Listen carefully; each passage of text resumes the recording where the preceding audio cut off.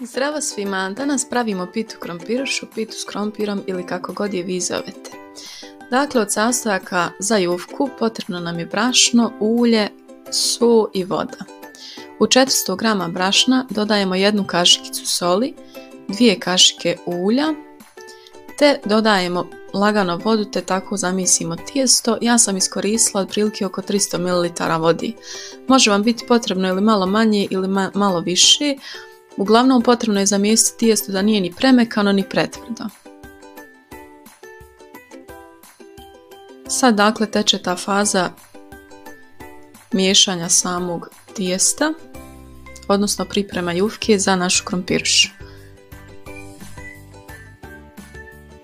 Ja sam prvo sjedinila sve sastojke i ostavila sam tu tako nekih 5 minuta da odstoji, te nakon toga sam dodatno oblikovala tijesto na radnoj ploči kao što možete vidjeti, jer nekako mi tako uvijek bude ljepše i više glatko nego da ga onako odmah ostavim da odstoji.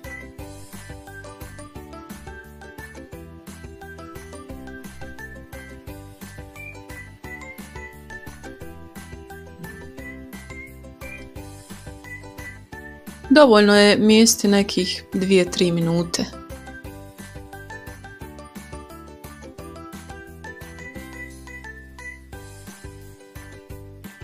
Evo možete vidjeti na kraju kako izgleda lijepo i mekano.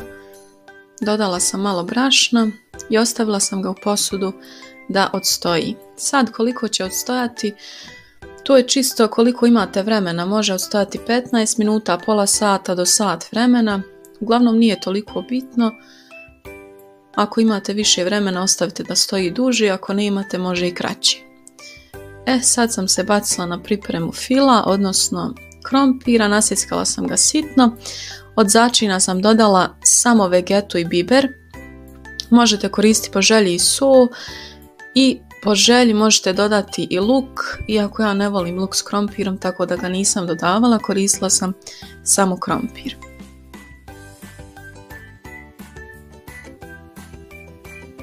Sad dakle ide razvijanje jufke. Ja to prvo radim sa oklagijom, te nakon toga vidjet ćete dodajem ulje po jufci i na kraju je razvlačim sa rukama. Također kad dodate ulje na jufku, opet bi bilo dobro da odstoji tako nekih 5 do 10 minuta jer će se bolje razvlačiti poslije.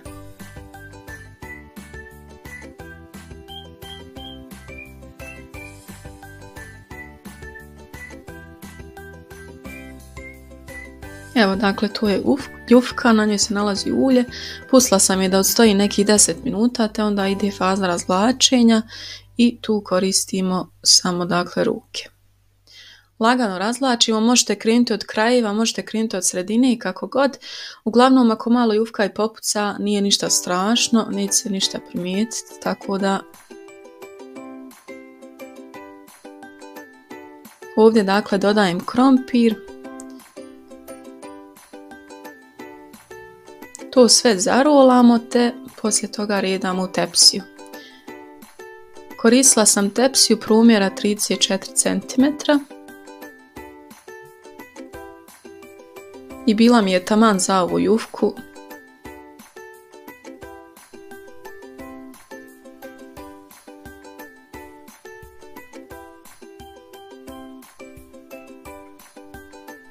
Ja dakle slažem ovako u krug, nekako mi je to ljepši način za krompirušu.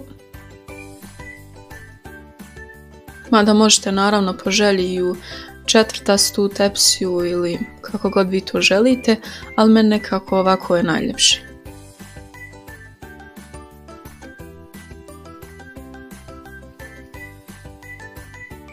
Dakle, ja sam dobila 3 ova dijela, poredala sam ih u tepsiju te na kraju naravno dodajemo ulje prije pečenja.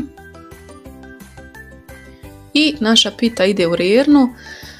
Prethodno sam rernu zagrijala na maksimalno i na maksimalnoj temperaturi pečemo dakle pitu. Ja je pečem dok ne porumeni i odozgo i odozdu, tako da to je možda nekih 20 minuta, ali zavisi dakle od Zavisno dakle od pećnice, može trajati duže. Na kraju dodajemo zaljevu koju sam napravila od 200 ml vode i 1 kašike maslaca. I potrebno je ta zaljeva da prokuha prije nego što je iskoristimo.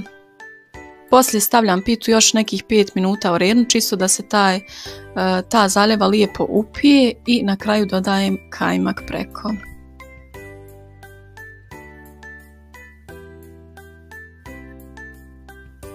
Koristila sam megle predobro vrhnje. Može naravno i neku drugu. Na kraju sam isjekla pitu na 4 dijela i tada je sve spremno za serviranje, odnosno za jelo.